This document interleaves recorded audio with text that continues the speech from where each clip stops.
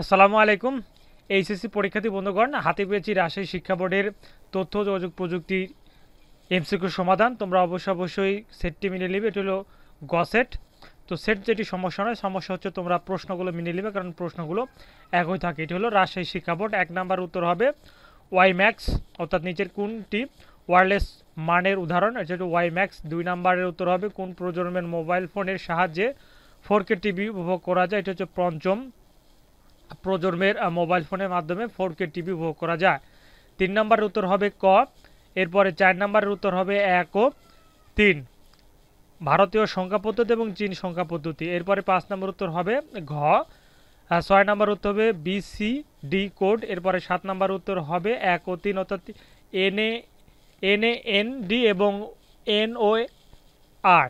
আচ্ছা, এরপরে আমরা চলে যাচ্ছি 8 নাম্বার। 8 নাম্বারের উত্তর হবে 2 ও 3। 9 নাম্বার উত্তর হবে একটি ওয়েবসাইটের কয়টি অংশ থাকে? 2টি অংশ থাকে। 10 নাম্বার উত্তর হবে 1 ও 3। 11 নাম্বার উত্তর হবে গ। এরপরে 12 নাম্বার উত্তর হবে 1, 2 ও 3, তিনটাই হবে। এরপর চলে যাচ্ছি আমরা দ্বিতীয় পৃষ্ঠা। এটি ছিল প্রথম পৃষ্ঠা, রাজশাহী শিক্ষা বোর্ডের তথ্য যোগাযোগ প্রযুক্তির এমসিকিউ সমাধান। আমরা চলে আসলাম দ্বিতীয় পৃষ্ঠায়। এরপরে 13 নম্বর উত্তর হবে রেজিস্টার। 14 নম্বর উত্তর হবে বিশ্লেষণ। 15 নম্বর উত্তর হবে 1, 2 ও 3। 16 নম্বর উত্তর হবে 5, অর্থাৎ গ।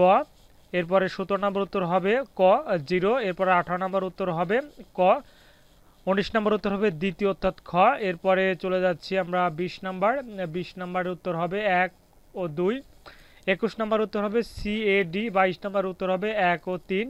23 নম্বর উত্তর হবে আইসোক্লোনাস। এরপরে 24 নম্বর উত্তর হবে ল্যান।